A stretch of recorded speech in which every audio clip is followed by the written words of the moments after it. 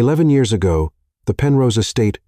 The October morning sun streamed through the massive windows of the Penrose mansion as 19-year-old Lila Bennett scrubbed the marble floors. Her second-hand uniform was carefully pressed, her dark hair pulled into a neat bun, but nothing could diminish the natural grace that made people stop and stare. She had been working for the Penrose family for 8 months, saving every dollar to pay for her grandmother's medical bills back in Alabama. "Morning, Lila," came a deep voice that always made her heart race. She looked up to see Theo Penrose descending the grand staircase, his black hair still messy from sleep, wearing only sweatpants and a t-shirt.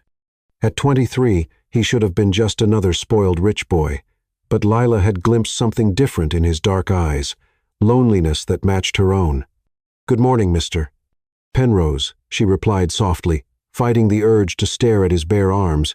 "Lila, we've talked about this. Call me Theo." He paused at the bottom of the stairs, studying her face. "Mother's in the city until tomorrow. Staff has the weekend off." Her breath caught. For weeks, they had been circling each other like moths around a flame. Brief touches when she served his coffee, lingering looks across crowded rooms, conversations that lasted longer than they should have. "I should finish cleaning," she whispered, but her voice betrayed her desire. Theo knelt beside her on the cold marble, gently taking the scrub brush from her hands. "The cleaning can wait." His voice was rough with want. "Lila, I think about you constantly. I know this is complicated. I know we're from different worlds, but—" She kissed him before he could finish, pouring months of suppressed longing into that single moment. In his arms, Lila forgot she was the hired help. She was simply a woman falling desperately in love. For 4 perfect months, they existed in stolen moments. Theo would dismiss the staff early so he could cook for Lila in the enormous kitchen, both of them laughing when he burned everything. They made love in his bedroom while rain drummed against the windows, and he whispered that money meant nothing compared to her smile. "I want to tell Mother about us," he said, one November evening as they lay tangled in Egyptian cotton sheets. "I don't care what she thinks. I love you, Lila Bennett." Lila's heart soared and shattered simultaneously. "Theo, your mother despises me. She looks at me like I'm dirt. Then we'll leave together. I'll walk away from all of this for you." But Cassandra Penrose had been watching from the shadows, plotting her son's future like a chess master.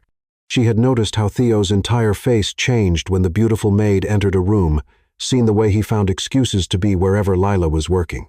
The trap was sprung on a gray December morning while Theo attended a business meeting in the city. "Miss Bennett," Cassandra's voice was silk wrapped around steel as Lila dusted the library. "We need to discuss some missing jewelry." Lila's blood turned to ice. "Missing jewelry, Mom. My great-grandmother's diamond earrings vanished from my bedroom. The police are already en route." Cassandra's smile was pure venom. "Check her bag, Marshal." The security guard, Lila had considered friendly, pulled the priceless earrings from her cleaning supplies with rehearsed efficiency. The room spun as Lila realized she was trapped in an elaborate setup. "I never touched those," she gasped. "Someone put them there." "How disappointing," Cassandra sighed with practiced sorrow. "I actually thought you were different from the other thieves we've employed." When the police arrived, they treated Lila with the casual cruelty reserved for people they assumed were guilty. The handcuffs bit into her wrists as they led her away, her desperate pleas to speak with Theo falling on deaf ears. "My son wants nothing to do with you," Cassandra called after her. "I've already explained what kind of woman you really are." 6 humiliating hours later, Lila was released when Cassandra graciously decided not to press charges, claiming pity for the unfortunate girl.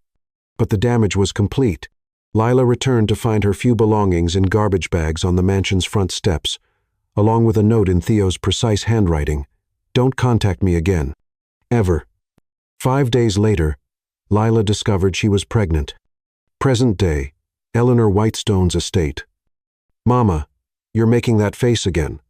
10-year-old Finn Bennett looked up from his history homework with eyes that were heartbreakingly familiar, the same dark brown that haunted Lila's dreams. His twin brother, Milo, glanced up too, both boys immediately abandoning their schoolwork to focus on their mother with the laser attention children reserved for parental distress. "What face, baby?" Lila asked, though she knew exactly what Finn meant. The sad face you make when you look at the old pictures, Milo explained, climbing into her lap despite being almost too tall for such comfort. Lila sighed, caught once again lost in memories. She was sitting in Eleanor's morning room, supposedly helping with correspondence, but her mind had drifted to the past, like it always did when October arrived. Just thinking about old times, she admitted. Happy old times or crying old times? Finn asked with the blunt wisdom of childhood. Both, sweetheart, both. Boys, come help me with these flowers, called Eleanor Whitestone from the doorway. At 80, she moved with the elegant authority of someone born to command respect, her silver hair perfectly styled, despite spending the morning in her garden. Grandma Ellie, both boys exclaimed, racing to hug the woman who had become their anchor. Eleanor had found Lila on Christmas Eve 10 years ago, sleeping in a broken-down car outside St. Mary's Church with 2 crying babies and nowhere else to go. Instead of calling social services, she had brought them home and offered Lila a position as her live-in companion. Over the years, she had taught Lila to carry herself like the lady she truly was, lessons in grace, poise, and quiet strength. Lila, dear, Eleanor said carefully, once the boys were occupied arranging chrysanthemums, I have news. The Penrose wedding is this Saturday. The coffee cup slipped from Lila's fingers, shattering against the hardwood floor. What wedding? Theo is marrying that Russian girl, Natasha Silverbrook. The announcement was in yesterday's society pages. Eleanor studied Lila's face with shrewd kindness. I received an invitation, naturally, old family connections. Finn and Milo exchanged the kind of meaningful look that twins perfected before they could walk. 3 years ago, they had discovered their father's photograph hidden in their mother's jewelry box, and Lila had finally told them a carefully edited version of the truth. Are you going to go, Grandma Ellie?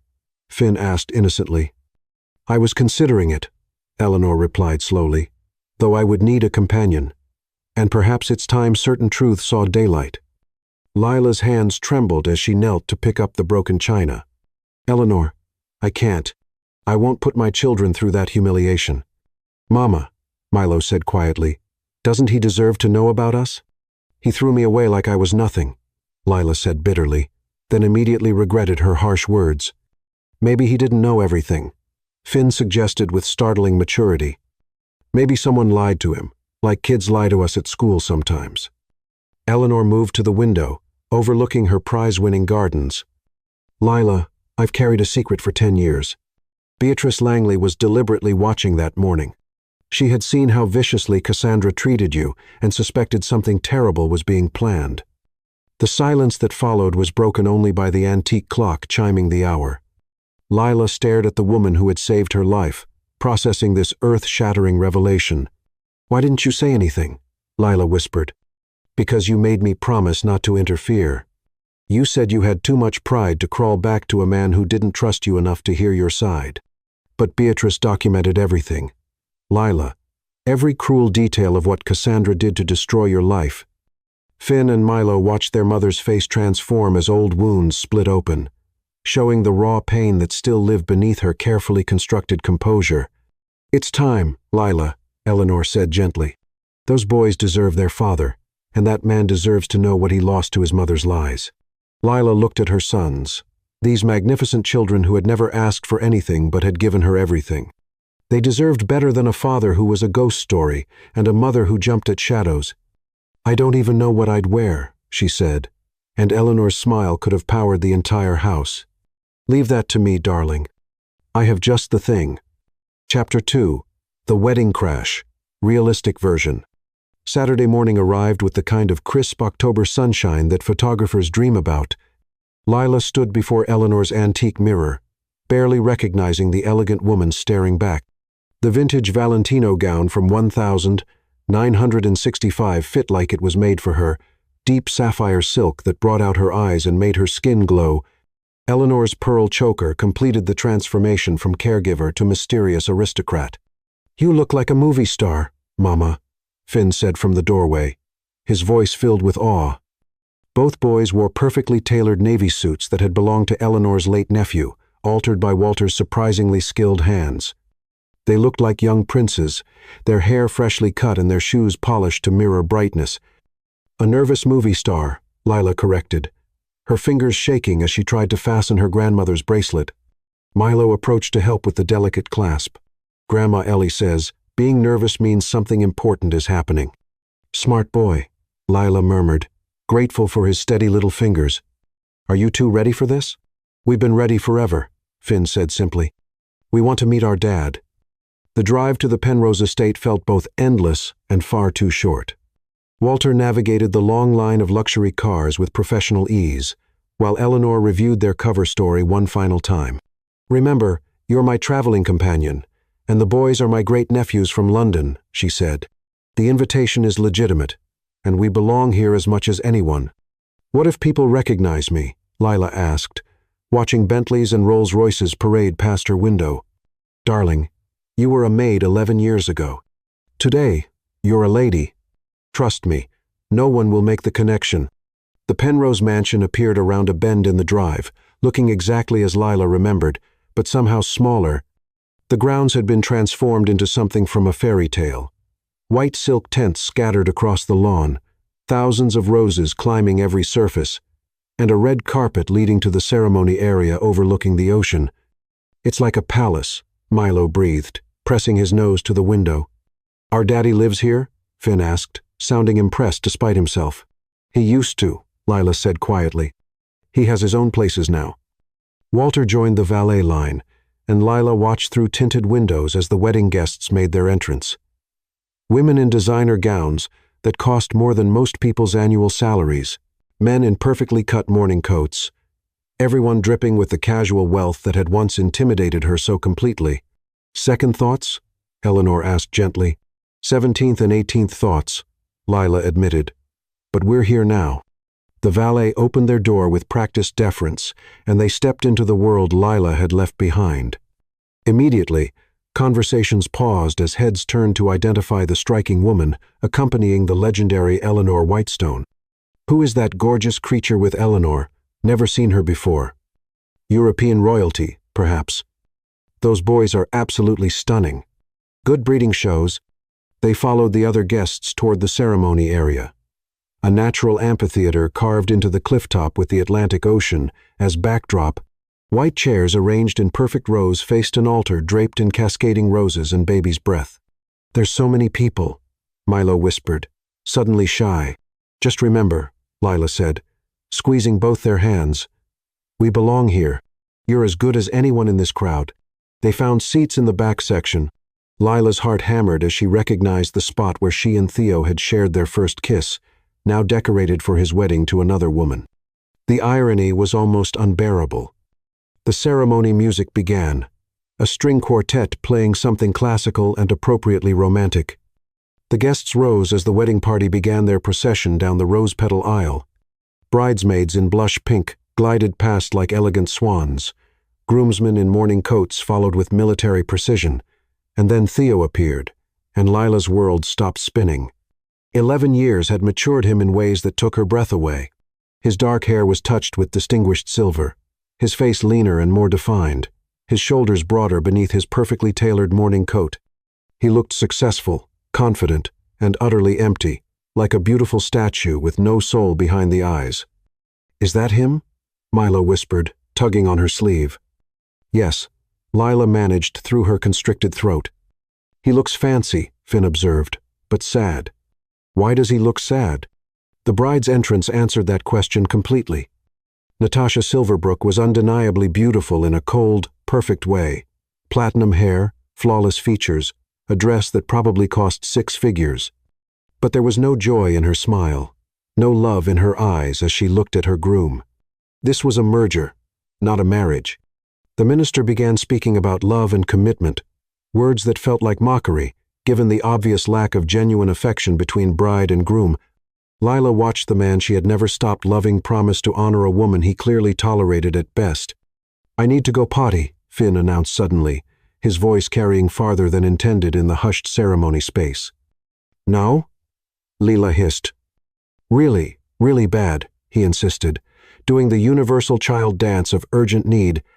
"Me too," Milo added, not to be outdone by his brother. Lila closed her eyes in mortification. Of course this would happen at the worst possible moment. "Boys, can you wait 5 minutes?" No way, Finn said with brutal honesty. I'm going to explode. Several guests turned to look at them, some with amusement, others with annoyance. Lila had no choice but to escort her sons to the mansion's facilities before they caused a more dramatic scene. But as they walked up the aisle past the seated guests, Finn's clear voice rang out in the ceremonial quiet. "Mama, which one is our daddy? The one in the fancy jacket?" Every conversation stopped, every head turned. 200 pairs of eyes focused on Lila and the boys, with laser intensity. "Shh, baby," Lila whispered desperately. But the damage was done. "He's really tall," Milo observed loudly, completely oblivious to the sensation they were causing. "Do you think he knows about us?" The bride heard them first. Natasha's head snapped around, her face draining of color when she saw Lila and the unmistakably Penrose-featured boys walking up the aisle. She grabbed Theo's arm, whispering frantically in his ear, her Russian accent thickening with panic. Theo turned slowly, following his bride's horrified gaze, and his eyes locked with Lila's across 50 feet of shocked silence. Recognition hit him like a physical blow, not just the woman he had never forgotten, but the two boys who looked exactly like him at that age. Lila, the word escaped him like a prayer, carrying clearly in the absolute quiet. The minister continued reading, unaware that his congregation was witnessing a drama more compelling than any ceremony. "If anyone has any reason why these two should not be wed, speak now or—" "Daddy." Finn broke free from Lila's grip and ran toward the altar, his 10-year-old excitement overriding every lesson about proper behavior. "Daddy, we found you." Milo followed his twin, both boys racing across the perfectly manicured grass toward the father they had only known from photographs. "Boys, stop," Lila called, but they were already at the altar, looking up at Theo with shining faces full of hope and joy. The wedding guests erupted in shocked whispers and gasps. Phone cameras appeared as if by magic, capturing every moment of the unfolding drama. "Are you really our daddy?" Finn asked breathlessly, staring up at Theo with Lila's eyes in Theo's face. "We've been waiting to meet you forever," Milo added, his voice filled with the innocent excitement of childhood. And in that moment, with 400 witnesses and rolling cameras, Theo Penrose's carefully constructed life imploded completely. "Mine?" he whispered, staring at the sons he never knew existed. That's when Natasha fainted. Chapter 3. Children Tell the Truth. Natasha's piercing scream cut through the October air like breaking crystal. She collapsed in a dramatic heap of white silk and diamonds, her tiara rolling across the rose petals as wedding guests leaped to their feet in chaos. "Get a doctor," someone called. 911. "Is she breathing?" But the bride's theatrical faint was nothing compared to the bombshell that had just exploded in front of 400 society witnesses. Finn and Milo stood frozen at the altar, suddenly overwhelmed by the adult panic swirling around them. "Mama?" Milo's voice was small and scared as he looked back toward Lila. "Did we do something bad? Are we in trouble?" Finn added, his earlier excitement evaporating as photographers pushed closer and guests shouted questions. Lila's maternal instincts kicked into overdrive. She pushed through the crowd of gawking socialites, reaching her sons just as security guards appeared from nowhere. "It's okay, babies," she said, pulling them against her protective embrace. "You didn't do anything wrong." Theo stood motionless at the altar, his face cycling through shock, disbelief, and something that looked dangerously close to hope. He couldn't stop staring at the boy's Finn's familiar stubborn cowlick, Milo's way of tilting his head when confused, both of them carrying themselves with a dignity that spoke of careful, loving upbringing. 11 years, he said again, his voice barely audible above the chaos. 11 years, 2 months, and 18 days, Lila replied without looking at him. All her attention focused on comforting her frightened children. Cassandra finally recovered from her initial shock and descended from her front-row throne like an avenging fury in designer black. "Security!" she shrieked, her voice cutting through the wedding mayhem.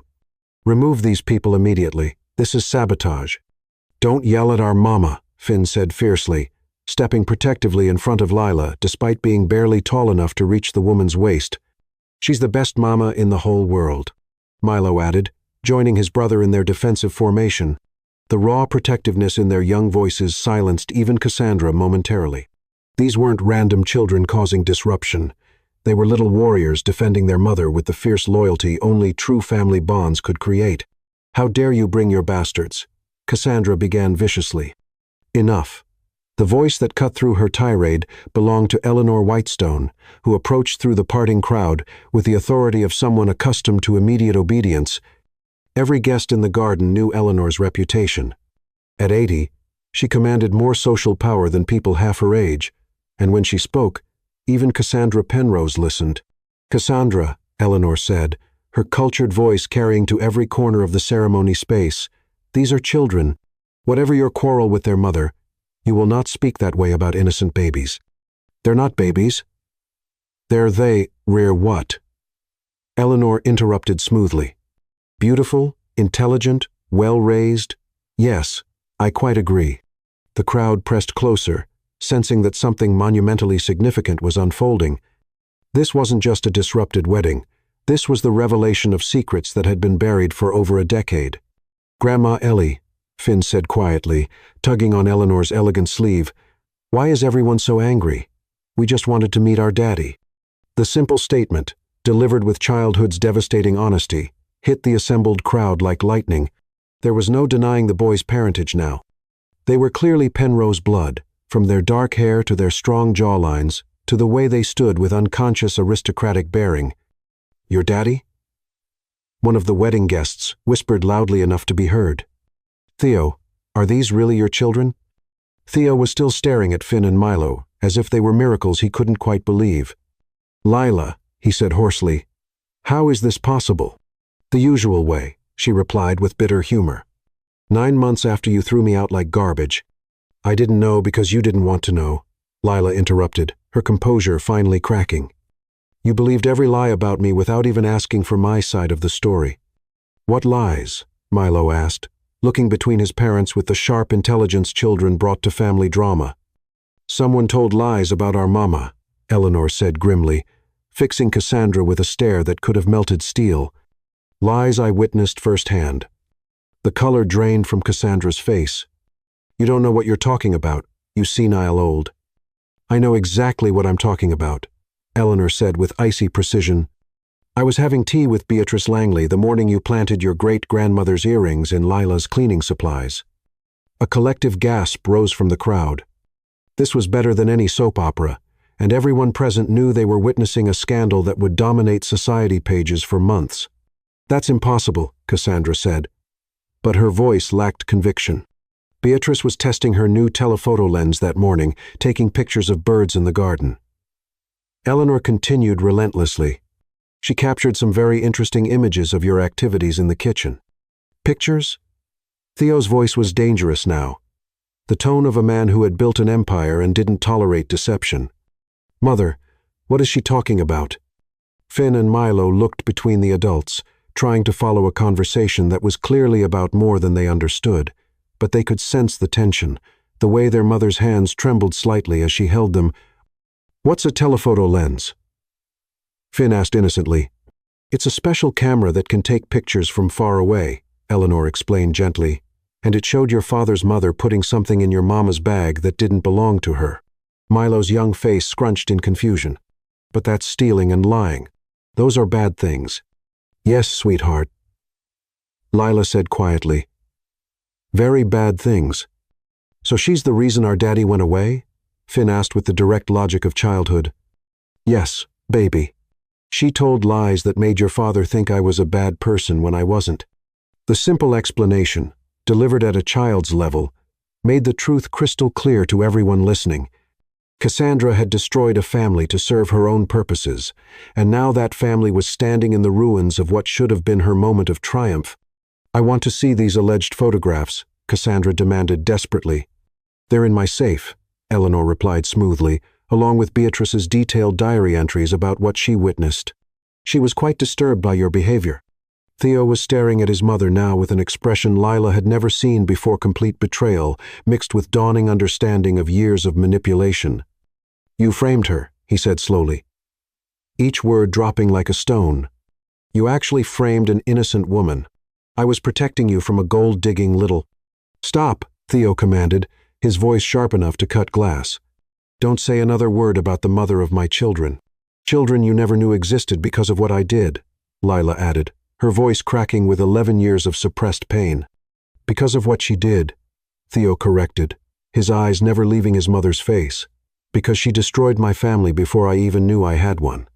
Finn stepped closer to Theo, studying his face with the intense focus children reserved for important moments. "Are you really our daddy?" he asked quietly.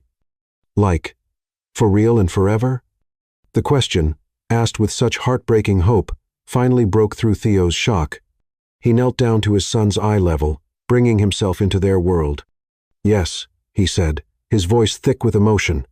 "I'm your father. I'm sorry I wasn't there before, but I didn't know you existed." "It's okay," Milo said with the generous forgiveness of childhood. "Mama said you were in heaven, but you're not dead after all. That's even better." "She told you I was dead?" Theo looked up at Lila with fresh pain in his eyes. "I thought it would hurt less than knowing their father chose not to want them," Lila explained quietly. The weight of 11 years of misunderstanding settled over all of them like heavy snow. The wedding guests stood transfixed, witnessing the unraveling of secrets that had shaped multiple lives. "But we knew you weren't really dead," Finn said matter-of-factly. "Mama cries when she looks at your picture. And people don't cry about dead people that long." "You kept my picture?" Theo asked Lila, wonder creeping into his voice. "I kept everything," she admitted.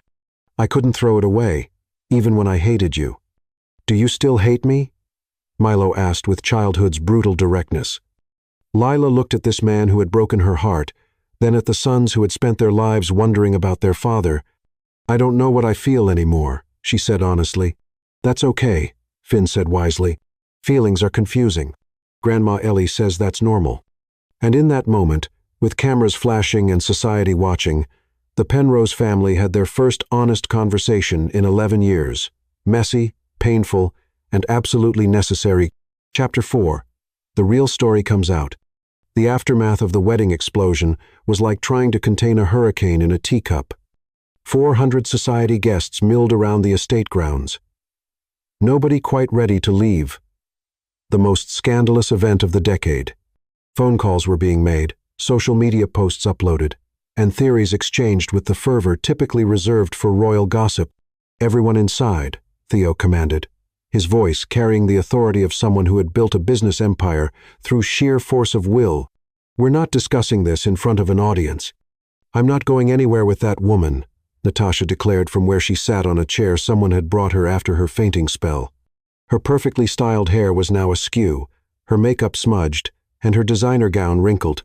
"This is supposed to be my wedding day."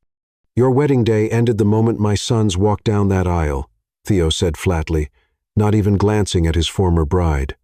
"Walter, would you mind helping us get to the house?" Walter materialized beside them with the protective instincts of someone who genuinely cared about Lila and the boys. His imposing presence created a buffer zone as they made their way through the crowd of curious onlookers. "This way, Miss Lila," he said quietly, his familiar voice offering comfort in the chaos. Finn and Milo walked close to their mother, each holding one of her hands as they navigated through the sea of staring faces. The boys were quieter now, the magnitude of the situation beginning to sink in, despite their young age. "Mama," Milo whispered as they climbed the mansion's front steps, "are we famous now?" "I hope not, baby," Lila replied, remembering exactly how much she hated being the center of attention. The mansion's interior was exactly as Lila remembered: soaring ceilings, marble floors, and an overwhelming sense of old-money elegance. But where she had once felt intimidated, now she simply felt tired. This house held too many painful memories. Theo led them to his father's study, a room that had always been his sanctuary growing up. The dark wood paneling and leather-bound books created an atmosphere of serious conversation, which was exactly what they needed.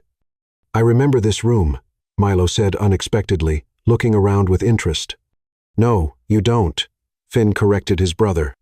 "We've never been here before." "But Mama described it," Milo explained, "when she told us stories about the nice grandfather we never met." Theo's throat tightened. "You told them about my father. He was kind to me when no one else was," Lila said simply. "I wanted them to know there was goodness in your family." Press and company accepted, Eleanor added pointedly, settling herself in one of the leather chairs and fixing Cassandra with a withering stare. Cassandra followed them into the study like a woman walking to her execution, her earlier bluster replaced by obvious desperation. She knew the photographs Eleanor mentioned could destroy not just her reputation but her freedom. Natasha swept in dramatically, her wedding dress trailing behind her like the train of a dethroned queen. "This is absolutely insane, Theo. We had agreements, contracts, a prenuptial arrangement, all of which became void the moment I discovered I'm a father." Theo interrupted, his attention entirely focused on the boys, who were examining his father's book collection with careful hands. "They could belong to anyone," Natasha insisted desperately. "Where's the proof? DNA tests? Birth certificates?" It was Finn who answered, turning from the bookshelf with the matter-of-fact tone children used for obvious truths. "We look exactly like him. Everyone can see it. And we have his birthday." Milo added helpfully, "Mama told us our daddy was born on the 15th of March, and he was born on the 15th of March. That's not a coincidence." "You know my birthday?" Theo asked, something tender and broken in his voice. "We know lots of things about you," Finn said seriously. "Mama told us stories." "What kind of stories?" The boys exchanged glances, having one of their silent twin conversations before Milo spoke for both of them. "Good stories, mostly. About how you used to read to your daddy in this room when he was sick. About how you always shared your dessert with the staff at Christmas. About how you cried when your puppy died." Each innocent revelation hit Theo like a physical blow. Lila had preserved his humanity for their sons, had chosen to focus on his kindness rather than his cruelty. "You made me sound like a good person," he said to Lila, wonder and guilt warring in his expression. "You were a good person," she replied quietly. "You just made a terrible mistake." "A mistake I can prove was orchestrated," Eleanor interjected smoothly, pulling out her phone with the efficiency of someone far younger than her 80 years. "Beatrice's photographs are quite clear." "Cassandra, you can't possibly have," Cassandra began. "Beatrice Langley documented everything," Eleanor continued implacably.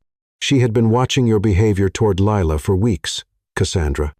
The way you treated that sweet girl disturbed her greatly." She swiped through her phone with surprising technological skill, then turned the screen toward the room. The photograph was clear and unmistakable. Cassandra in the mansion's kitchen, sliding diamond earrings into a cleaning supply bag. "That could be anyone," Cassandra said weakly. "Beatrice suspected you were planning something vindictive," Eleanor replied coldly. "She deliberately positioned herself at her kitchen window that morning because she knew you were up to no good.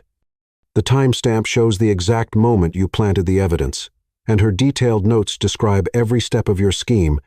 The room fell silent except for the ticking of the grandfather clock. Finn and Milo were watching the adults with the intense focus children brought to moments they sensed were life-changing. "So she really is the bad guy," Milo said finally, looking at Cassandra with disappointment rather than anger. "That's sad." "Why is it sad?" Finn asked his brother. "Because now Daddy knows his mama is mean, and that must hurt his feelings." The simple observation, delivered with childhood's devastating insight, broke something in Theo's chest. His sons were worried about his emotional well-being, even as they learned the truth about why their family had been destroyed. "Boys," he said hoarsely, kneeling down to their level, "I need you to understand something. What my mother did was wrong, very wrong, but what I did was worse." "What did you do?" Finn asked with the directness that still caught adults off guard. "I didn't trust your mother when I should have. I believed lies instead of listening to her. I threw away the most important thing in my life because I was scared and stupid." "Everyone makes mistakes," Milo said generously. "Mama says that's how we learn." "Some mistakes are bigger than others," Theo said, looking at Lila with eyes full of regret. "Some mistakes cost you everything." "But you found us again," Finn pointed out with optimistic logic. "So maybe it wasn't everything. Maybe there's still a chance to fix what I broke." "Fixing things takes time," Milo warned seriously. "When I broke Mama's favorite cup, it took weeks to find all the pieces, and even when we glued it back together, you could still see the cracks. But it was still a cup," Finn added. "And Mama said, sometimes broken things are stronger than they were before." Milo finished, Lila felt tears threatening as she listened to her sons offer wisdom that most adults never learned. They had taken the hardest truths of their young lives and found hope in them. "Your mama is very smart," Theo said softly. "The smartest mama in the world," both boys agreed with fierce loyalty. Natasha, who had been watching this family reunion with growing horror, finally found her voice again. "This is touching but completely irrelevant," she announced. "Theo, we have a legal contract, society expectations, my family's reputation." "Your family's reputation will survive," Theo said, standing and facing his former fiancée with businesslike detachment. "The engagement is over. Natasha, I'll make sure you're compensated for any inconvenience. But I can't marry someone I don't love when the woman I do love is standing right here. You can't be serious." "I've never been more serious about anything in my life." As Natasha stormed out in a rustle of silk and wounded pride, Finn tugged on Lila's hand. "Mama, does this mean we can go home now? All this yelling is making my head hurt." "Yes, sweetheart," Lila said, gathering both boys close. "We can go home." "All of us?" Milo asked hopefully, looking between his parents. "Can Daddy come too?" The question hung in the air like a bridge. Neither Lila nor Theo was sure they were ready to cross. "If your mother will let me," Theo said quietly. "I'd like to try." Chapter 5. The boys don't forgive easily. The drive back to Eleanor's mansion was conducted in careful silence. Theo had followed them in his own car, maintaining a respectful distance, as if he understood that earning a place in their family would require more than just showing up. Lila sat between Finn and Milo in the back seat, feeling their small bodies grow heavier against her as the adrenaline of the afternoon faded. "Mama," Finn whispered as they turned into Eleanor's driveway, "is he really going to stay now?" "I don't know, baby," Lila admitted honestly. "We'll have to see." "What if he changes his mind again?" Milo asked, voicing the fear that lived in all their hearts. "Then we'll be okay," Lila said firmly, "just like we've always been okay." But as they pulled up to the familiar Victorian mansion with its wraparound porch and towering oak trees, Lila felt anything but okay. For 10 years, this place had been their sanctuary, their safe harbor from a world that had proven itself dangerous. Now Theo was here, and everything felt uncertain again. "Boys," Eleanor said gently as Walter opened their car doors, "why don't you go upstairs and change out of those fancy clothes? Your father and mother need to talk." Finn and Milo exchanged glances, then looked at Theo's car pulling up behind them. "He's going to come inside?" Finn asked carefully. "If you'll allow it," Eleanor replied. "This is your home too. You have a say in who's welcome here." The boys considered this with the seriousness they brought to all important decisions. Finally, Milo nodded. "He can come in," he decided, "but he has to follow our rules." "What rules?" Lila asked, curious despite her anxiety. "No yelling at Mama," Finn said immediately, "and no making her cry. And no leaving without saying goodbye," Milo added with devastating insight. These were the rules born from a decade of watching their mother navigate the world alone, of being her protectors as much as her children. Lila felt her throat tighten with pride and heartbreak. "Those seem like very reasonable rules," she managed. Theo approached the house slowly, clearly understanding that he was entering sacred space. He had changed from his wedding tuxedo into jeans and a sweater, looking more like the young man Lila had fallen in love with than the polished billionaire from the ceremony. "This is beautiful," he said, taking in the elegant Victorian architecture and carefully maintained gardens. "How long have you lived here?" 10 years, Lila replied. "Eleanor saved us when we had nowhere else to go." The admission hung between them, another reminder of the consequences of his abandonment. Theo's face showed he understood exactly what those words meant. "Boys," Eleanor said diplomatically, "would you mind showing your father the garden while I help your mother with tea?" Finn and Milo looked at each other, having another of their silent conversations before nodding reluctantly. "Okay," Finn said, "but we're not calling you Dad yet. You have to earn that." Milo added with the brutal honesty of childhood, "What should I call you then?" Theo asked seriously, as if their answer mattered more than any business negotiation. "Just Theo," Finn decided, "until we're sure you're staying." They led him toward the back garden, with the careful politeness they had been taught to show strangers. Lila watched from the kitchen window as her sons pointed out their tree fort, their garden plots, and the tire swing Walter had hung from the massive oak tree. "They're protecting themselves," Eleanor observed, joining her at the window. "They're smart too," Lila replied. "He hurt us once. They don't want to be hurt again. And what about you? Are you protecting yourself too?" Lila considered the question as she watched Theo listen intently to something Finn was explaining about their vegetable garden. He was giving her sons his complete attention, as if their words were the most important thing in the world. "I have to," she said finally, "for their sake, if not my own." Outside, the boys were subjecting Theo to what appeared to be an interrogation disguised as a garden tour. Lila could see them asking questions, watching his face carefully for reactions, testing him in ways only children could get away with. "Can you throw a baseball?" Milo was asking when Lila stepped outside with a tray of iced tea. "I can," Theo replied. "Can you catch one?" "Of course," Finn said with mild offense. "We're not babies. We play on the town league." "Milo's a really good catcher too," Finn said loyally. "He never drops anything." "I'd love to see you play sometime," Theo said carefully, "if you wouldn't mind." "Maybe," Finn said non-committally. "We'll have to see." The conditional acceptance was progress, Lila supposed, but she could see the careful distance her sons were maintaining. They wanted to know their father, but they weren't ready to trust him yet. "Boys," she called, "come have something to drink." They gathered around the wrought iron table where Lila had spent countless afternoons helping with homework and listening to the adventures of their school days. Theo looked out of place in this domestic scene, too large and too unfamiliar. "So," Milo said, settling into his usual chair, "what do you do for work?" "I'm in real estate," Theo replied. "I buy and sell buildings." "Like houses?" Finn asked.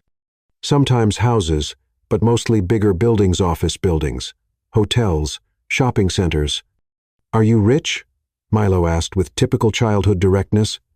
"Milo," Lila warned gently. "It's okay," Theo said. "Yes, I'm rich, but money isn't the most important thing." "What is?" Finn challenged. "Family," Theo said immediately. "The people you love." "I learned that too late." "Mama always says the best things in life are free," Milo informed him, "like hugs and bedtime stories and Saturday morning pancakes." "Your mama is right," Theo agreed. "I've spent 11 years learning that lesson." The boys absorbed this information with the serious consideration they gave to all adult admissions. Finally, Finn spoke for both of them. "We have some questions," he announced. "Okay," Theo said, bracing himself. "Why didn't you look for us?" Milo asked.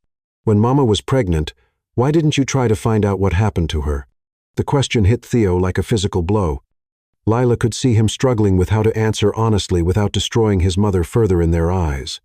"I was young and scared and stupid," he said finally. "I believed lies about your mother instead of trusting what I knew in my heart. By the time I realized my mistake, I thought it was too late." "It's never too late to say sorry," Finn said with the wisdom children learn from countless minor conflicts and reconciliations. "You're right," Theo said, "and I am sorry. I'm sorrier than I can ever express." "Are you sorry enough to never do it again?" Milo pressed. "Yes. I promise I will never walk away from you again." "Promises are hard to keep," Finn observed skeptically. "This one isn't," Theo said firmly. "This is the easiest promise I've ever made."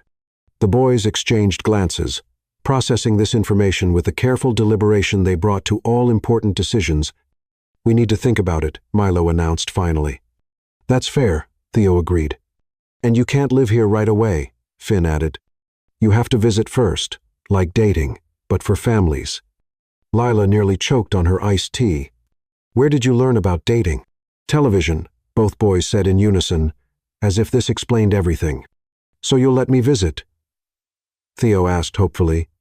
"Maybe," Finn said cautiously, "if you follow our rules, which are no yelling at Mama, no making her cry," Milo recited, "no leaving without saying goodbye, and no trying to change our routine," Finn added.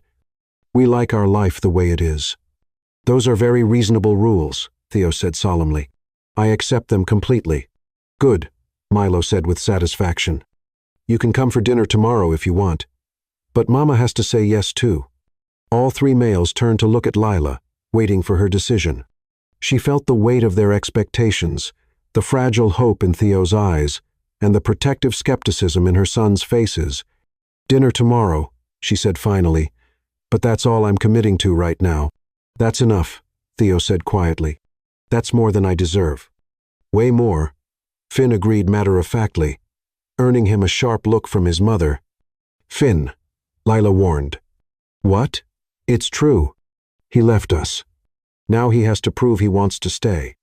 And with that devastating summary of their situation, her 10-year-old son picked up his glass and headed inside, leaving the adults to contemplate the wisdom of children who had learned early that love without trust was just pretty words. Chapter 6. Earning Forgiveness the Hard Way. 3 weeks into their careful courtship, Theo had established a routine that revolved entirely around his newfound family.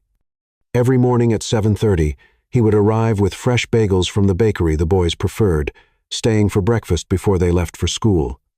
Every evening at 6 o'clock, he would return for dinner, helping with homework and reading bedtime stories with the dedication of someone making up for lost time.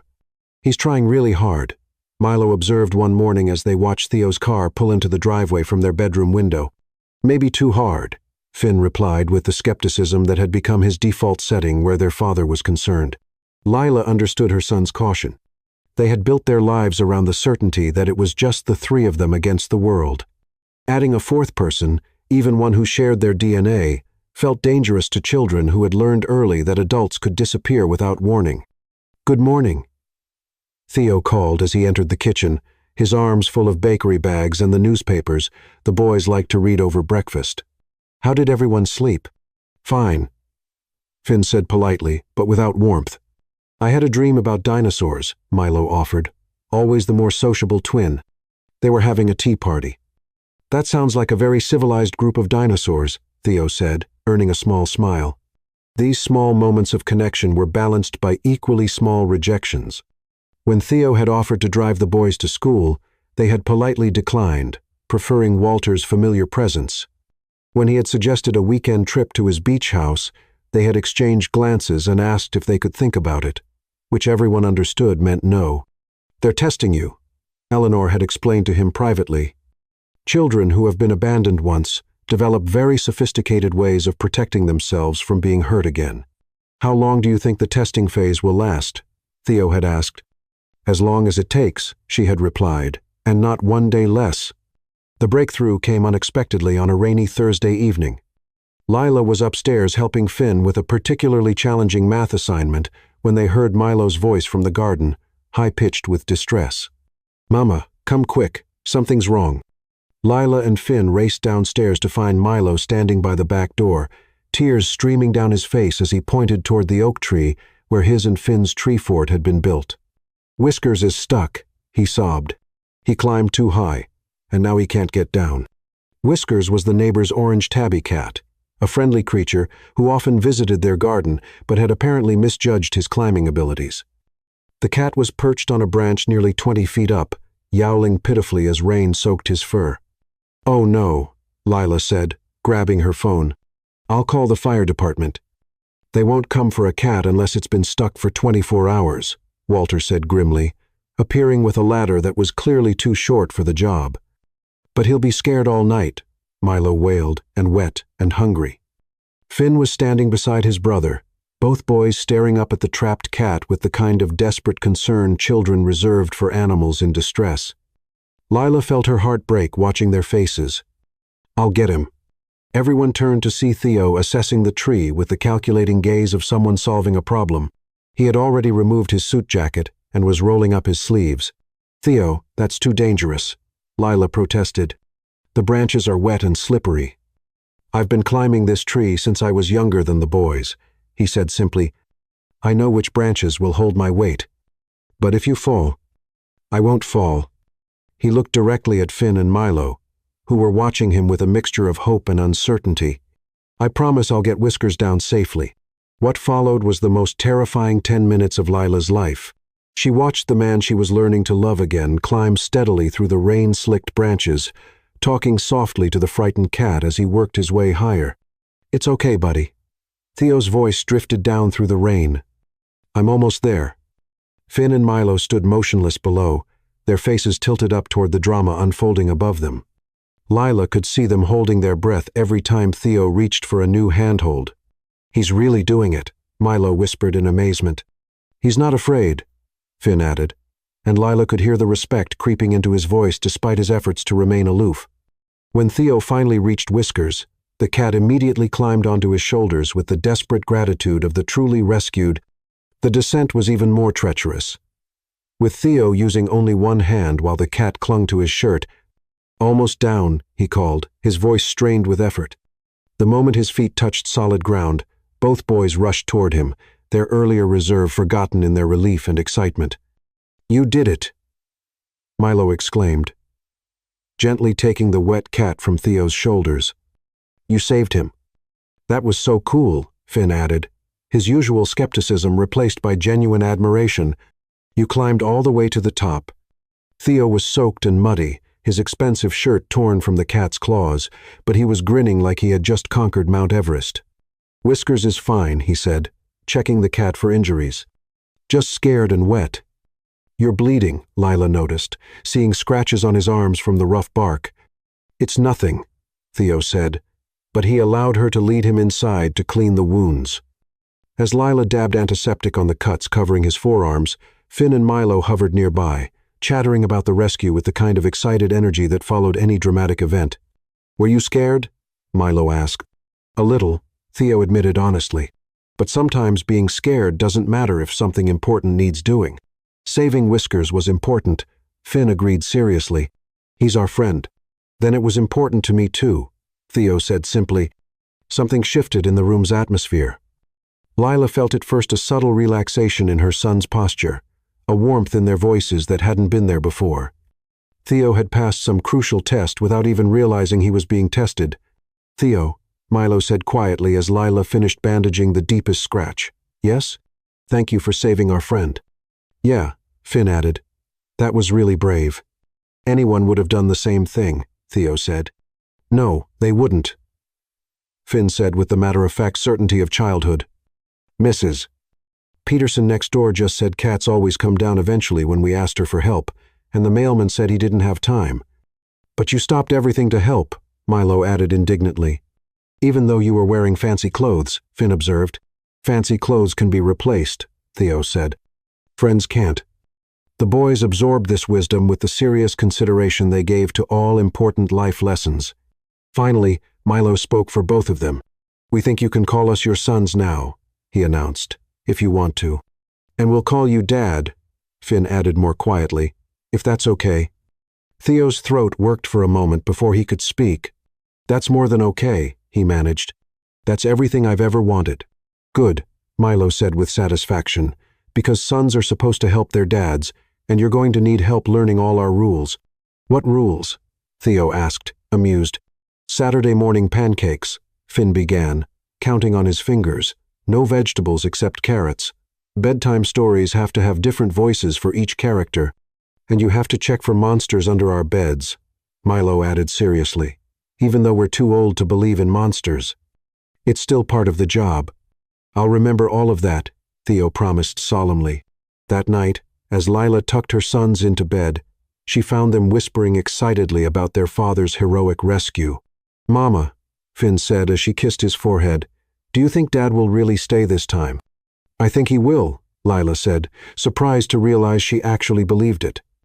"I think he's learned what really matters." "Good."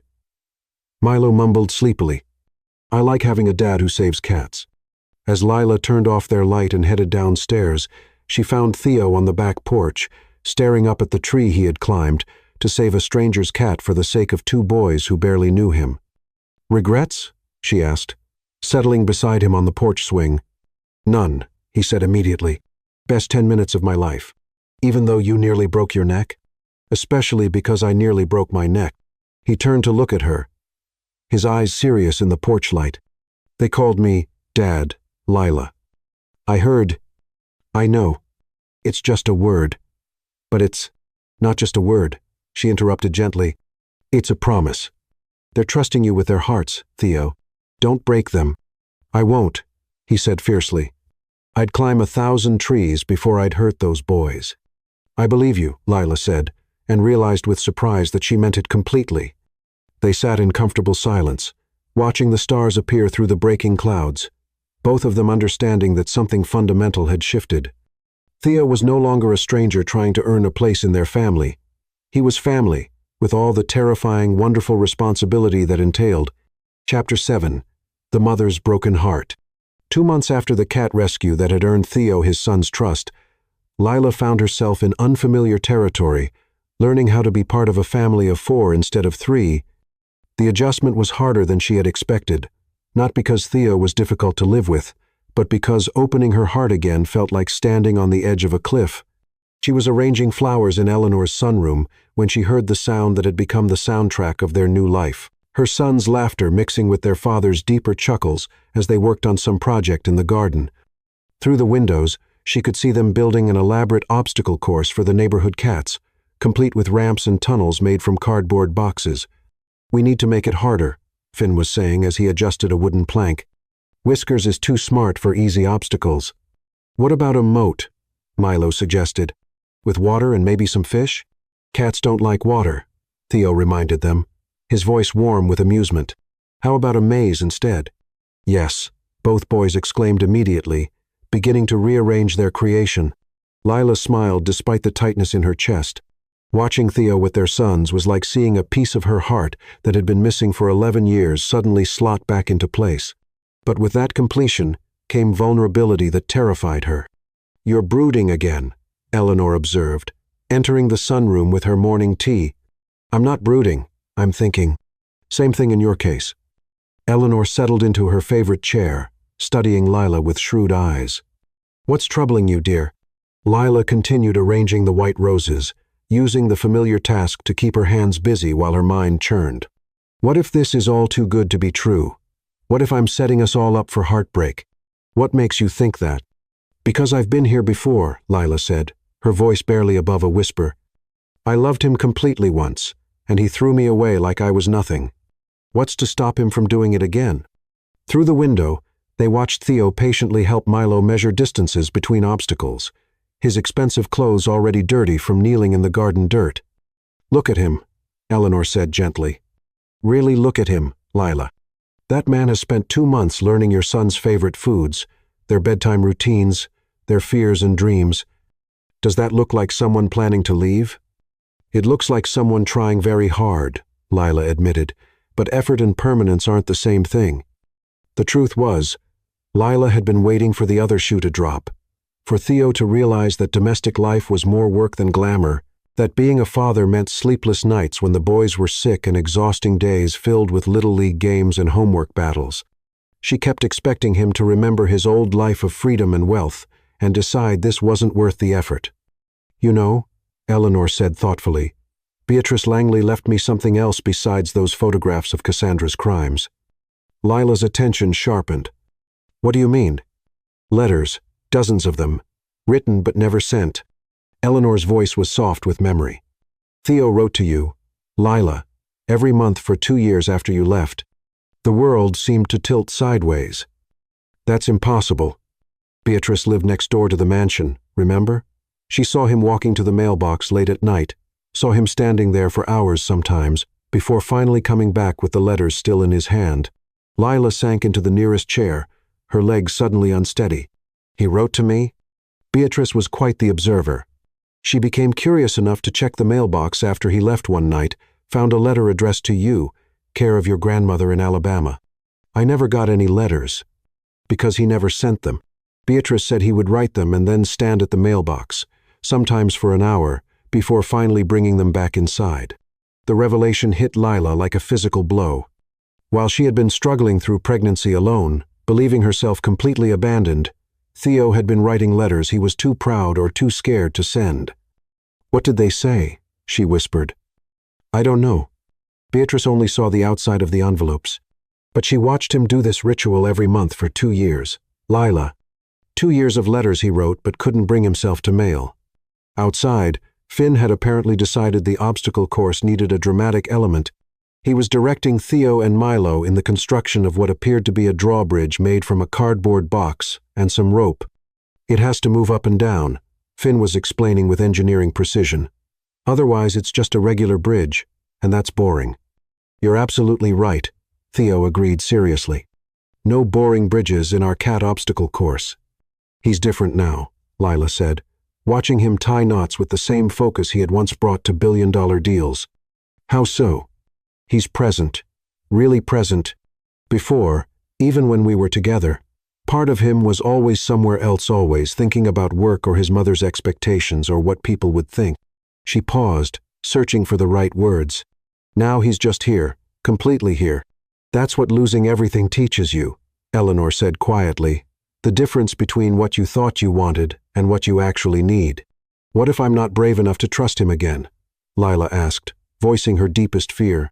What if I'm too broken to be the woman he needs? Oh, my dear child. Eleanor reached over to squeeze her hand. You're not broken, you're cautious. There's a world of difference. The boys trust him so easily, Lila marveled, watching Milo demonstrate the proper way to crawl through a cardboard tunnel. They just decided he was their father and moved on. Children are remarkably resilient when they feel safe, Eleanor observed, and those boys have never doubted that you would protect them, no matter what. That security gives them freedom to take risks. What if I can't give him what he needs? What if I'm too scared to love him the way I used to? Who says you have to love him the way you used to? Eleanor asked with gentle wisdom. You're not 19 anymore, Lila. Neither is he. Maybe the love you build now will be stronger because it's built on truth instead of dreams. A commotion in the garden drew their attention back to the window. Whiskers had apparently arrived to test the obstacle course and was currently stuck halfway through the tunnel, his orange tail the only visible part of him. He's too fat for the tunnel, Milo announced with scientific observation. He's not fat, he's fluffy, Finn corrected loyally. The tunnel's too small. Same thing, Milo said pragmatically. Theo was already on his knees, carefully widening the cardboard opening while speaking soothingly to the trapped cat. It's okay, Whiskers. We'll have you out in just a second. He talks to cats like they understand him, Lila said, surprised by the fondness in her own voice. He talks to everyone like they understand him, Eleanor corrected, including you, when you let him. That evening, after the boys were in bed and the cat obstacle course had been deemed a complete success, Lila found herself alone with Theo on the back porch. It had become their routine, these quiet moments after the chaos of family life settled into stillness. The boys want to enter Whiskers in some kind of cat agility competition, Theo said, settling beside her on the porch. Swing. Apparently, it's a real thing. Of course they do, Lila laughed. They're convinced he's a feline genius. Maybe he is? He figured out how to get us to build him a personal playground. They sat in comfortable silence, the kind that had developed between them over weeks of shared dinners and bedtime stories and small domestic moments. But Lila could feel the weight of unspoken things pressing between them. Theo, she said finally, Eleanor told me something today about letters you wrote but never sent. His entire body went still. She told you about those? Beatrice Langley saw you at the mailbox, 2 years' worth of letters. I should have sent them, he said quietly. I wrote them every month, pouring my heart out, begging you to forgive me, but I was too ashamed, too afraid you'd tell me to leave you alone forever. What did they say? Everything I should have said before you left, that I loved you, that I believed my mother's lies because I was a coward, that I was sorry. His voice broke slightly. That I missed you every day and would do anything to take back what I'd done.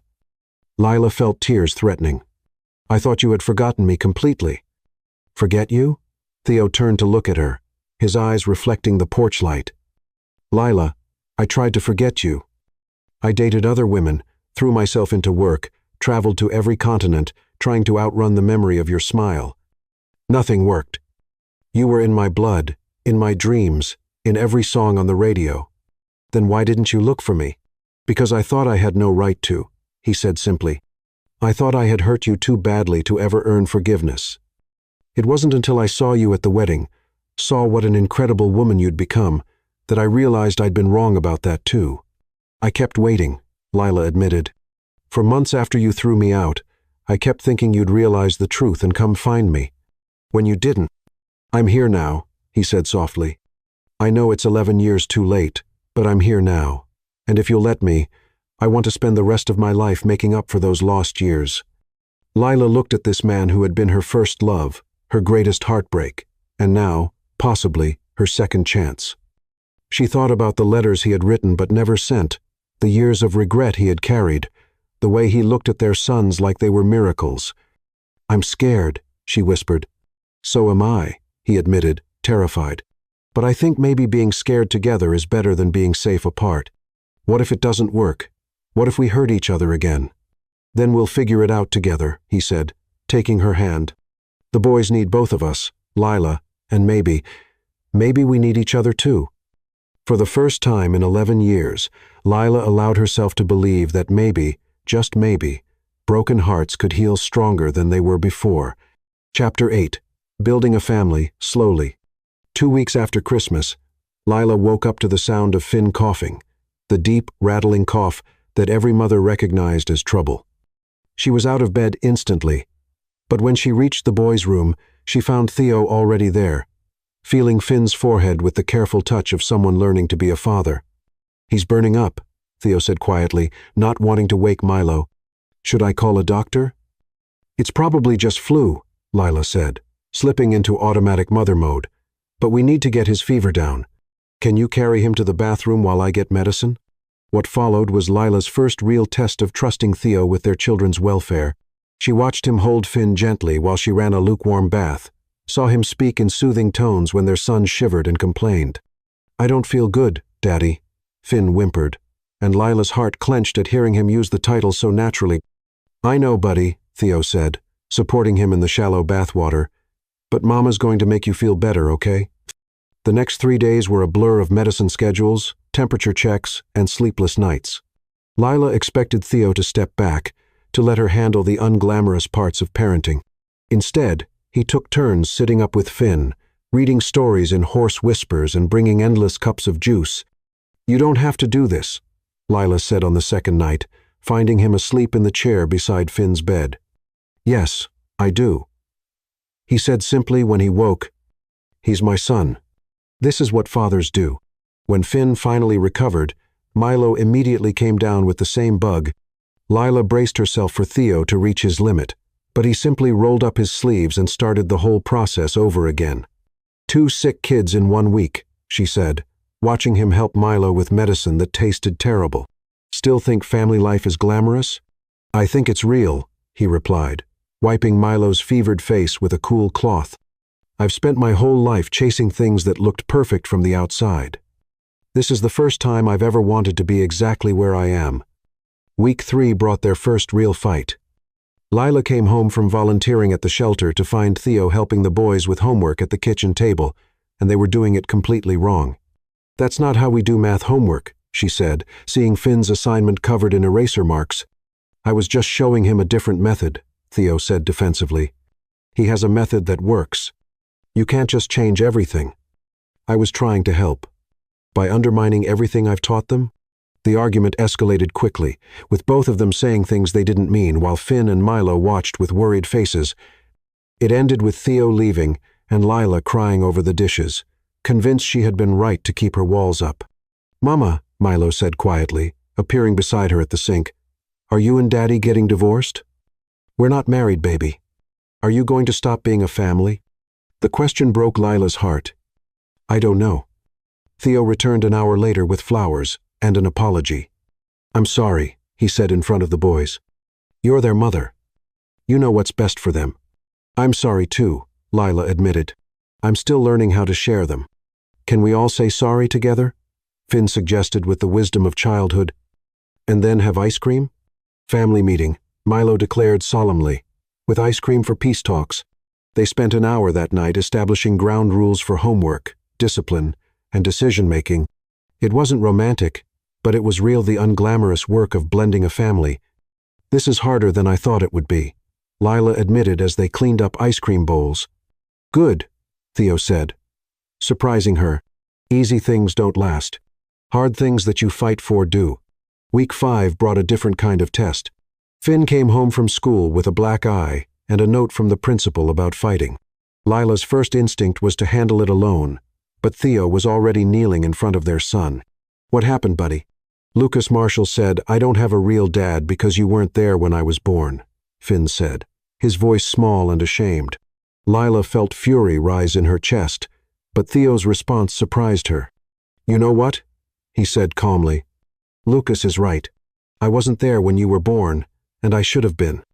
But I'm here now, and I'm going to be here every day for the rest of your life." "But," he said, "Lucas is dealing with his own problems at home," Theo continued. "Hurt people sometimes try to hurt others. That doesn't make it okay to fight, but I understand why you did. Are you mad at me?" "I'm proud of you for defending our family," Theo said. "But next time, come get me. That's what dads are for." Lila watched this interaction with growing amazement. Theo was handling their son's first real crisis with exactly the right balance of understanding and guidance. "Grounded?" Finn asked hopefully. "1 week," Theo said. "And you have to write Lucas an apology note, not for defending yourself, but for throwing the first punch." "That's fair," Finn agreed. That night, after the boys were asleep, Lila found herself really looking at Theo, for the first time in weeks. "You were perfect with him today," she said. "I was winging it completely," he admitted. "I have no idea what I'm doing most of the time. Welcome to parenthood. None of us know what we're doing." "Are you starting to trust me?" he asked quietly. "Getting there," she said honestly. "It's scary letting someone else make decisions about my babies." "Our babies," he corrected gently. "Our babies," she agreed, and felt something shift in her chest. Week 7 brought Valentine's Day, and Lila woke up to find the kitchen filled with handmade decorations and the smell of pancakes burning. "We wanted to make you breakfast in bed," Milo announced proudly, "but Daddy can't flip pancakes." "I'm learning," Theo said defensively, scraping charcoal off another failed attempt. "Let me help." Lila laughed, moving to stand beside him at the stove. For the first time, their bodies bumped naturally as they cooked together, and neither of them pulled away. "Happy Valentine's Day, Mama," Finn said, presenting her with a card covered in glitter and hearts. "From all your boys," Milo added importantly. Lila read the card, a sweet declaration of love written in 2 different handwritings. At the bottom, in Theo's careful script, was a simple message. "Thank you for letting me come home."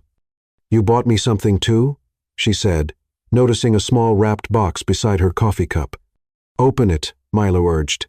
Inside was a simple silver necklace with a small heart pendant, nothing expensive or flashy, just something thoughtful and sweet. "I love it," she said, meaning it completely. "I love you," Theo said quietly, while the boys were distracted by their own sugar-covered pancakes. "I love you too," Lila replied, and this time she wasn't scared to say it. Week 9 brought the night. Everything changed. Lila woke up from a nightmare about losing the boys, gasping and crying in the darkness. Before she could fully orient herself, Theo was there, pulling her against his chest and holding her while she shook. "They're safe," he whispered against her hair. "The boys are safe. You're safe. We're all safe. I dreamed you took them away from me," she sobbed. "I dreamed you decided I wasn't good enough and took them back to your world." "Never," he said fiercely. "Lila, I would die before I hurt you or them again. You have to believe that I'm trying. God, I'm trying so hard to trust this. What can I do? Tell me what you need. Just stay. When things get hard, when I'm difficult, when family life isn't perfect, just stay." "I'm staying," he promised, holding her until her breathing evened out. "I'm staying forever." Week 10 brought their first real conversation about the future. They were cleaning up after dinner while the boys played outside, and Lila found herself watching Theo load the dishwasher with the automatic efficiency of someone who had become part of their routine. "You know," she said carefully, "the boys have been asking when you're going to propose."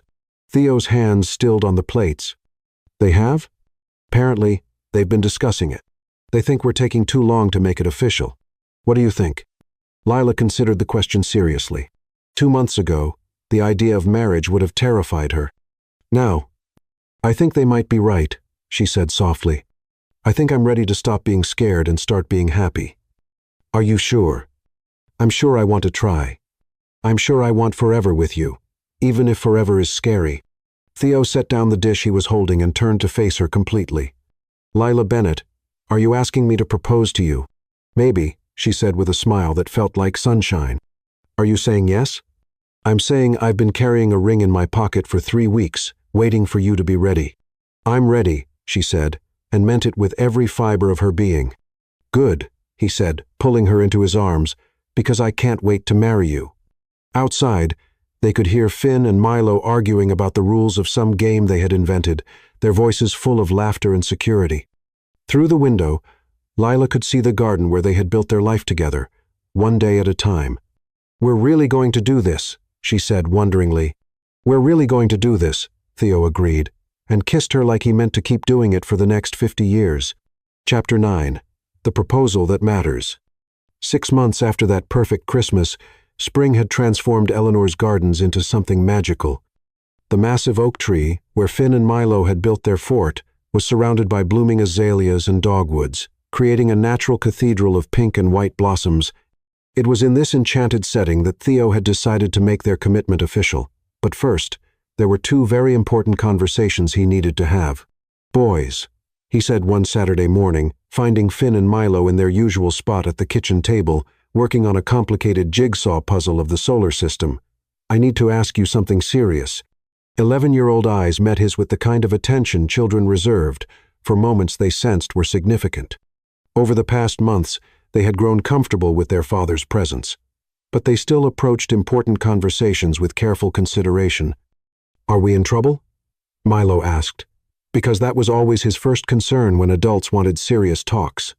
"No trouble," Theo assured him, pulling out a chair so he could sit at their level. "But I need your opinion about something that affects all of us." "What kind of opinion?" Finn asked, his natural caution making him want specifics before committing to anything. Theo took a deep breath, suddenly more nervous than he had been before any business negotiation. "How would you feel if I asked your mother to marry me?" The silence that followed was so complete, he could hear the antique clock ticking in the next room. The boys stared at him with expressions that cycled through surprise, calculation, and something that might have been excitement. "You want to marry Mama?" Milo said finally, as if testing the words. "Very much." "Why?" Finn asked with the directness that still caught Theo off guard sometimes. "Because I love her. Because I love both of you. Because I want us to be a real family. Officially and forever." "We are already a real family," Milo pointed out with typical 11-year-old logic. "You're right," Theo agreed, "but I want to make it legal. I want your mother to be my wife. And I want to adopt you boys, so you can be my sons in the eyes of the law, not just in my heart." The boys exchanged one of their wordless twin communications, an entire conversation conducted through glances and subtle gestures that Theo had learned to recognize but couldn't interpret. "What if you change your mind?" Finn asked, voicing the fear that Theo knew still lived in all their hearts despite the months of stability. "I won't," Theo said simply. "Finn, Milo, I need you to understand something. Walking away from your mother 11 years ago was the biggest mistake of my life. I lost 11 years with you boys because I was foolish enough to believe lies instead of trusting love." He leaned forward, making sure he had their complete attention. "I will never make that mistake again. Never. You are my sons. She is the woman I love, and nothing in this world could make me walk away from my family." "But what if Mama says no?" Milo asked with practical concern. "Then I'll keep asking until she says yes," Theo replied, earning small smiles from both boys. "What if we say no?" Finn pressed, testing boundaries as children do. "Then I'll wait until you're ready," Theo said. "This only works if all of us want it." Another wordless consultation between the twins, longer this time, with subtle head movements and eyebrow communications that spoke of years of shared understanding.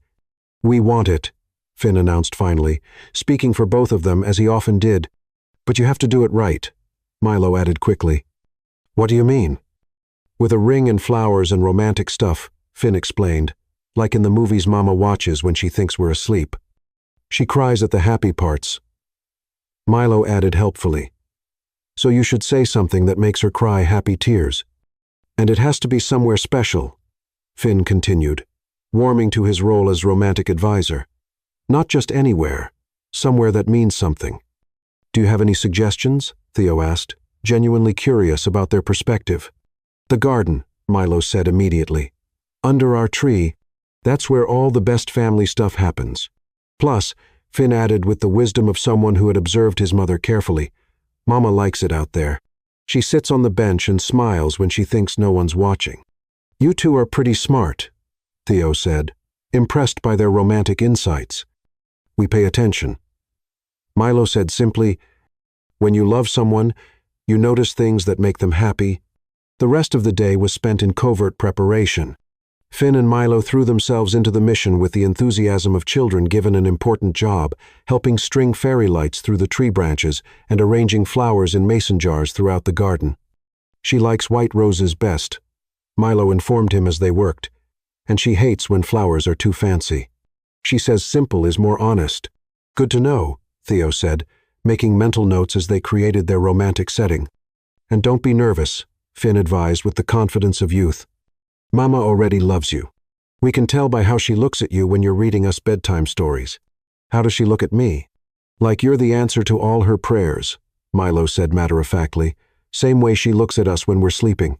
As evening approached, and the garden transformed into something magical with twinkling lights and soft flower arrangements, the boys took their positions as lookouts.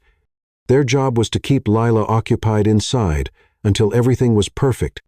"This is so exciting," Milo whispered to his brother as they peered through the kitchen window at their handiwork. "It's like we're in charge of making Mama's dreams come true. The best part is we get a real dad out of it too," Finn added pragmatically. Inside the house, Lila was beginning to wonder why everyone was acting so strange. Eleanor kept finding reasons to keep her busy with correspondence. The boys were giggling and whispering more than usual, and Theo had disappeared entirely after lunch. "Where did Theo go?" she asked Walter as he came in from outside, looking suspiciously pleased about something. "He's around," Walter said with barely contained amusement. "Boys, I think it's time." Finn and Milo immediately sprang into action with theatrical efficiency. "Mama," Finn said, appearing at her elbow, "you should take a walk in the garden." "It's almost dark," Lila pointed out. "That's when it's most beautiful," Milo insisted, taking her hand and tugging her toward the back door. "Trust us." "Both of you are acting very suspicious," Lila said, but she allowed them to lead her outside. The moment she stepped into the garden, she understood why. The familiar space had been transformed into something from a fairy tale. Thousands of tiny lights sparkled through every tree and bush. White roses glowed like stars in the gathering dusk, and under the oak tree where she had watched her sons play countless times, Theo was waiting. He stood beside a blanket spread beneath the branches where Finn and Milo had built their fort, wearing the blue shirt she had once mentioned was her favorite. In his hands was a bouquet of simple white roses, and his face held an expression of nervous hope that made her heart skip. "Lila," he said as she approached on unsteady legs, "we need to talk." "This is beautiful," she whispered, taking in the magical transformation of their everyday space. "The boys helped," he admitted. "They said it had to be perfect for you." She reached him just as he dropped to one knee on the soft blanket, and the reality of what was happening made her breath catch in her throat. "Lila Bennett," he said, his voice clear and strong despite the emotion she could see in his eyes. 11 years ago, I lost the most precious thing in my life because I was too young and scared to fight for what we had." Behind her, she could hear Finn and Milo whispering excitedly from their hiding spot near the house. But her entire focus was on the man kneeling before her. "You gave me 2 incredible sons who taught me what it really means to be a father," Theo continued. "You showed me what strength looks like, what grace means, what real love can survive." He reached into his pocket and pulled out a ring that made Lila gasp. It was her grandmother's engagement ring, the one she had sold years ago when she was desperate to feed the boys. "How did you?" she whispered. "I spent months tracking down the pawn shop," he said simply. "I wanted to give you something that meant as much to you as you mean to me." "Theo." "Lila, will you marry me? Will you let me spend the rest of my life proving that I deserve you and our boys? Will you be my wife and my partner and the center of my world?" The garden was completely silent, except for the sound of her heartbeat and the distant giggling of their sons. Lila looked down at this man who had broken her heart and then spent months putting it back together stronger than before. "Yes," she whispered, then louder. Yes, I'll marry you." The cheer that erupted from the direction of the house could probably be heard by the neighbors. Finn and Milo came running from their hiding spots, followed by Eleanor and Walter, all of them talking and laughing and crying at once. "Did she say yes?" Milo asked breathlessly, as if the outcome had been in doubt. "She said yes," Theo confirmed, sliding the ring onto Lila's finger where it belonged. "Are we really going to be a family now?" Finn asked, his voice holding wonder and certainty in equal measure. "We already are a family," Lila said, pulling both boys into her arms as Theo stood. "Now we just get to make it official." "The best kind of official," Milo said with satisfaction. As the sun set behind them and the fairy lights began to twinkle more brightly in the gathering darkness, the soon-to-be Penrose family held each other close and began planning their forever. Chapter 10. The Family Comes Home. 6 months later, on a perfect October morning, exactly 1 year after the wedding that never was, Lila stood in Eleanor's bedroom, looking at a woman she barely recognized. The bride in the mirror wore a simple cream silk dress that had belonged to Eleanor's daughter, altered to fit Lila's slender frame. Her dark hair was swept up in an elegant chignon, adorned with white roses from the garden, and her grandmother's pearls rested against her throat. "You look radiant, Mama," Finn said from his position on the antique settee, where he sat with Milo in their matching navy suits. At almost 12, both boys had grown tall and confident, carrying themselves with the easy assurance of children who knew they were deeply loved. "Like a real princess," Milo agreed, adjusting his bow tie with careful precision. "Not the pretend kind in movies, but the kind that actually exists." "Thank you, babies," Lila said, her voice thick with emotion. These boys, who had been her everything for so long, were about to officially become someone else's sons too, and the magnitude of that change felt overwhelming in the best possible way.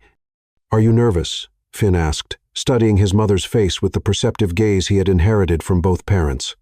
"The good kind of nervous," Lila admitted, "like Christmas morning nervous, not scary nervous." "Daddy's the scary nervous kind," Milo reported with the casual cruelty of childhood observation. "Walter said he threw up twice this morning." "Milo Bennett," Lila laughed despite herself. "You're not supposed to tell me that." "Why not?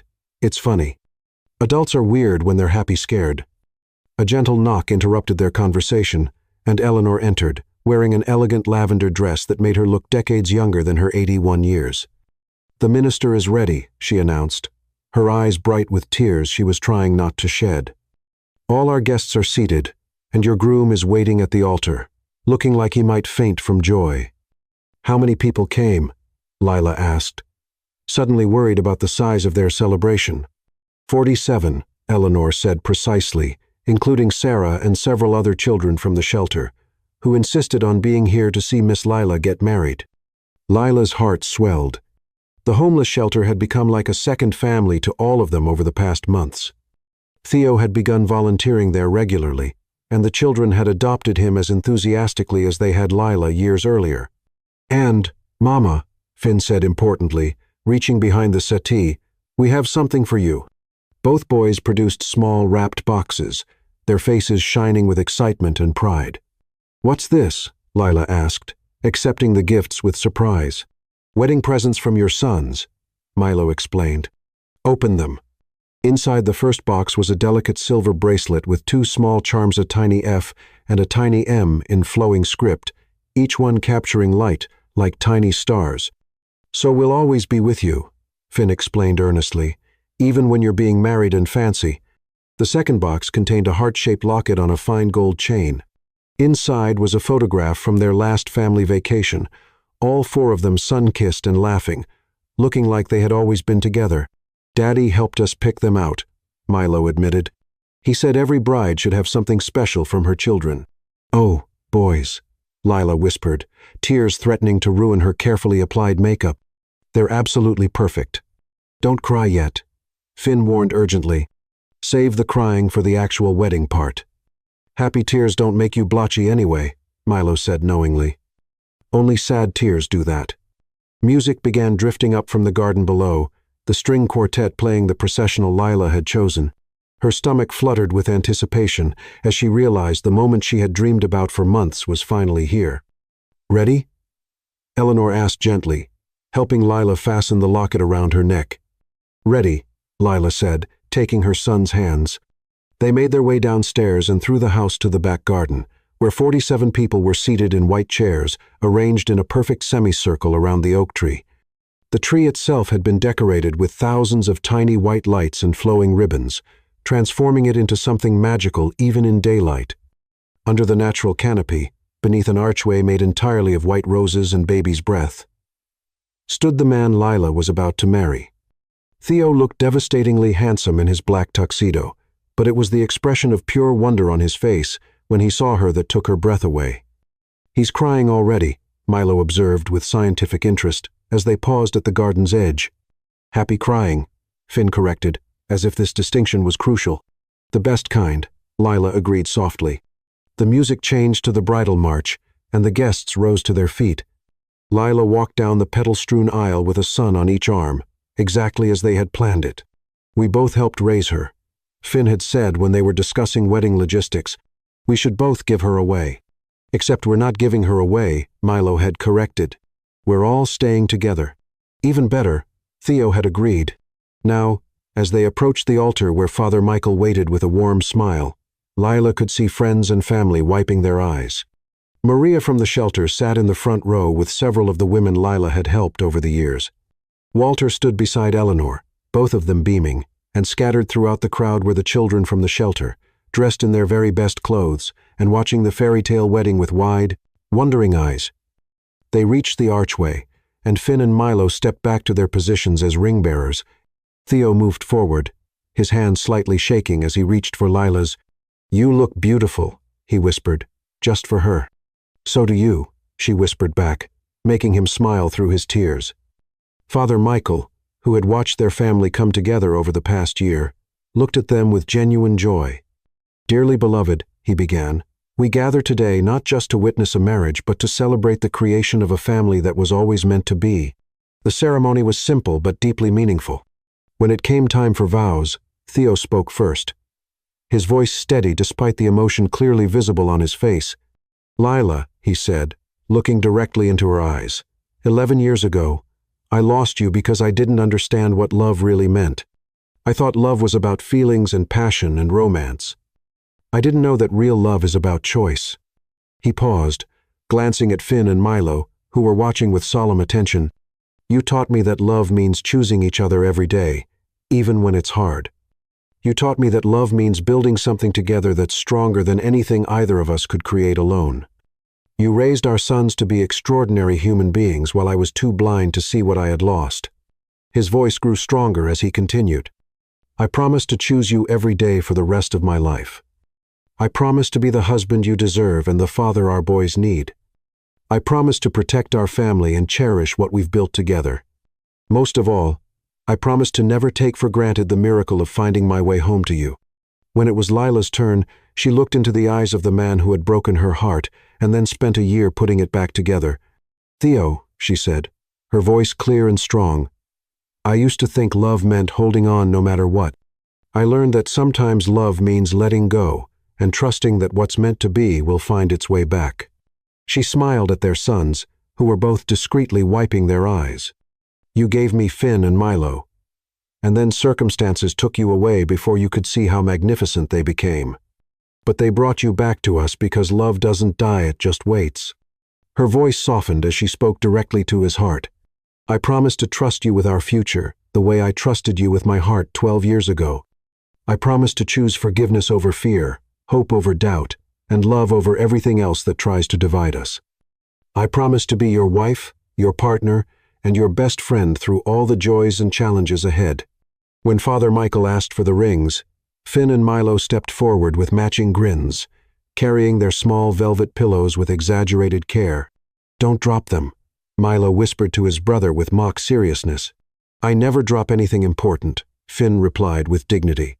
"Do you, Theo, take Lila to be your wife?" Father Michael asked.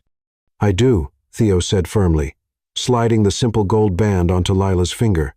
"Do you, Lila, take Theo to be your husband?" "I do," Lila said, placing Theo's ring where it belonged.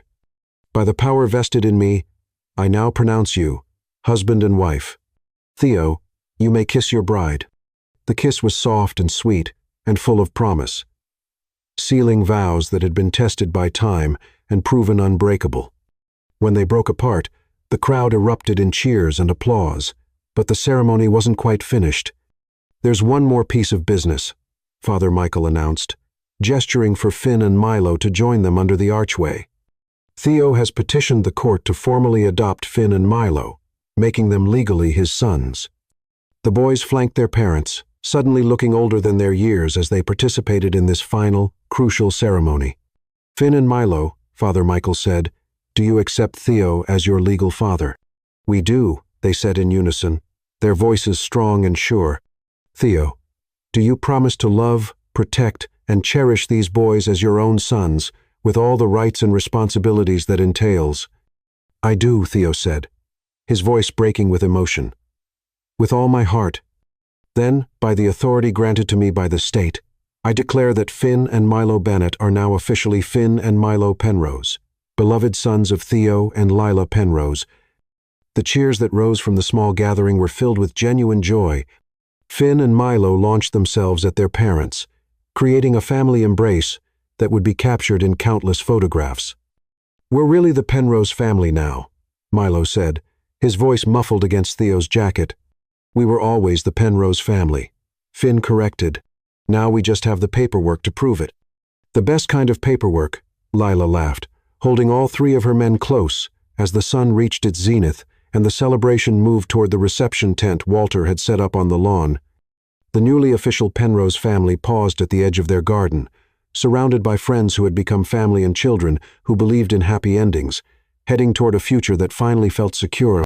"So," Theo said as they watched their guests make their way to the celebration, "how does it feel to be Mrs. Penrose?" "Like coming home after the longest journey imaginable," Lila said, standing on her toes to kiss him again. "Can we have cake now?" Finn asked, because even momentous occasions required practical considerations. "All the cake you can eat," Theo promised. "And can we dance?" Milo added. "I want to dance with both my parents." "You can dance until your feet fall off," Lila laughed. As they walked toward their reception hand in hand, Lila felt a peace settle over her that she hadn't experienced since she was 19 years old. This was what happiness felt like, not the desperate, fragile joy of youth, but something deeper and more enduring. They had found each other again across 11 years and countless obstacles. They had built a family from broken pieces and proven that some love stories don't, and they just take the long way home. "I love you," she said to Theo as they entered the tent where their friends were waiting to celebrate. "I love you too," he replied. "All of you, forever and always." "Forever and always," Finn and Milo echoed, the family motto they had unconsciously adopted, and as they stepped into the warm light of their reception, surrounded by love and laughter and the promise of all their tomorrows together, Lila knew that some fairy tales really do come true. They just require patience, forgiveness, and the courage to believe in second chances.